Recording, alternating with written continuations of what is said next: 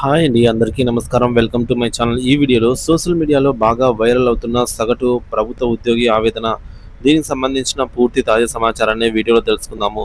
వీడియోని ఎక్కడే గానీ స్కిప్ చేయకుండా ఎండ్ వరకు చూసేయండి. అప్పుడే ఇన్ఫర్మేషన్ పూర్తిగా అర్థమవుతుంది. అలాగే వీడియో చూస్తున్న ప్రతి ఒక్కరు వీడియోకి లైక్ చేయండి ఫ్రెండ్స్. వీడియోని తోటి ఉద్యోగ పెన్షన్ మిత్రులతో అయితే షేర్ చేయండి. కొత్తగా మన ఛానల్ చూస్తున్నారు, ఇంకా ఎవరైనా సబ్స్క్రైబ్ చేసుకోకుంటే వెంటనే మన ఛానల్ని సబ్స్క్రైబ్ చేసుకోండి. దీని ద్వారా నేను చేసే లేటెస్ట్ వీడియోస్ అన్నీ మీ వరకు రీచ్ అవుతాయి. ఇక ఆలస్యం చేయకుండా వివరాల్లోకి అయితే వెళ్ళిపోదాము ఫ్రెండ్స్. ఇక విషయానికి వచ్చినట్లయితే, మూలిగే నక్కపై తాటిపండు లాగా ప్రభుత్వ ఉద్యోగి బ్రతుకు చిత్రం. మూలిగే నక్కపై తాటిపండు పడ్డట్టు ఈ సామెత ప్రస్తుతం తెలుగు రాష్ట్రాల్లోని సగటు ప్రభుత్వ ఉద్యోగి దుస్థితికి అద్దం పడుతోంది. పైకి కనిపించే నెల జీతం అనే భరోసా వెనుక కనిపించని కష్టాలు, కోల్పోతున్న హక్కులు, పెరుగుతున్న భారాలతో అతని జీవితం నలిగిపోతోంది. భరోసా వెనుక దాగి ఉన్న వాస్తవాలు: ఎక్కువ శాతం ప్రభుత్వ ఉద్యోగులు నిరుపేద, మధ్యతరగతి, రైతు కుటుంబాల నుంచే వస్తారు.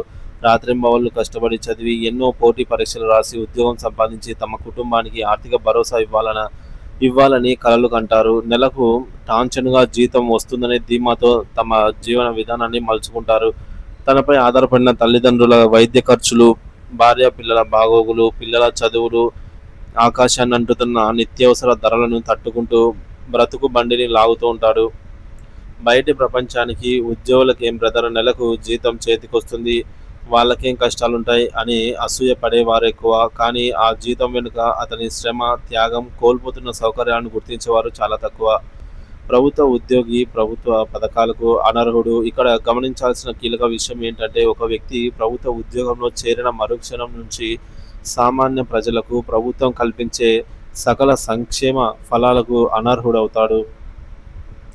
ఉదాహరణకు, వృద్ధాప్యంలో ఉన్న తల్లిదండ్రులకు పింఛన్ రాదు, కుటుంబానికి రేషన్ కార్డు ఉండదు, ప్రభుత్వం ఇచ్చే ఉచిత ఇల్లు రాదు, ప్రైవేట్ హాస్పిటల్స్లో సామాన్యులాగా ఆరోగ్యశ్రీ వర్తించదు, గ్రామాల్లో నివసించే వారికి జీవనాధారమైన ఉపాధి హామీ పథకానికి కూడా దూరం అవుతారు వాళ్ళ ఫ్యామిలీ మెంబర్స్ కూడా. సో పన్నుల విషయంలోనూ అంతే. వ్యాపారులు, ఇతర వృత్తి నిపుణులతో పోలిస్తే ప్రభుత్వ ఉద్యోగి తాను తీసుకుంటున్న జీతంలో ప్రతి పైసాకు లెక్క చెప్పి పన్ను కట్టాల్సిందే. నల్లధనం దాచుకోవడానికి కానీ, పన్నులు ఎగవేయడానికి కానీ ఇక్కడ ఆస్కారమే లేదు. ఆరోగ్య భద్రత అందని ద్రాక్ష. సామాన్యులకు ఆరోగ్యశ్రీ ఉంటే, ఉద్యోగి ఆరోగ్య రక్షణ కావాలంటే నెల నెల తన జీతం నుంచి ఈహెచ్ఎస్ కోసం చందా చెల్లించాల్సిందే. కానీ ఆచరణలో ఆరోగ్య కార్డులు నాలుక గీసుకోవడానికి కూడా పనికి రావటం లేదు. సో అనేక తీవ్ర విమర్శలు వెల్లువెత్తుతున్నాయి. నగదు రహిత వైద్యం అనేది ఒక కలలాగా మిగిలిపోవడంతో అత్యవసర సమయాల్లో అప్పులు చేసి ఆస్తులను అమ్ముకొని వైద్యం చేయించుకోవాల్సిన దయనీయ దుస్థితిలో ఉద్యోగులు ఉన్నారు. ఇకపోతే మూలిగే నక్కపై తాటిపండులాగా నాయకుల నిర్వాహకము. ఇప్పటికే ఇన్ని భారాలతో సతమతమవుతున్న సగటు ఉద్యోగిపై ఇప్పుడు నాయకుల నిర్వాహకం అనే తాటిపండు పడింది. క్షేత్రస్థాయిలో ఉద్యోగులు పడుతున్న ఇబ్బందులను అర్థం చేసుకోలేని కొందరు ఏసీ రూమ్ నాయకులు వారి బావిలో కప్పల లాంటి ఆలోచనలు, ప్రభుత్వంతో సరైన రీతిలో చర్చలు జరపడంలో విఫలమవడం వల్ల ఉద్యోగుల సమస్యలు మరింత జటిలమవుతున్నాయి. 1వ తేదీ జీతం రాక, డిఏ బకాయిలు పేరుకుపోయి, పీఆర్సీ ప్రయోజనాలు అందక ఉద్యోగి ఆర్థికంగా చితికిపోతున్నాడు.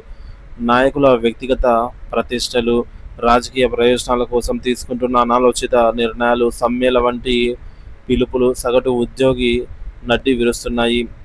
నెల జీతంపై ఆధారపడి బ్రతికే ఉద్యోగి జీతంలో కోతలు పడితే ఈఎంఐలు, ఇంటి అద్దెలు, పిల్లల ఫీజులు ఎలా కట్టాలో తెలియక మానసికంగా కృంగిపోతున్నాడు.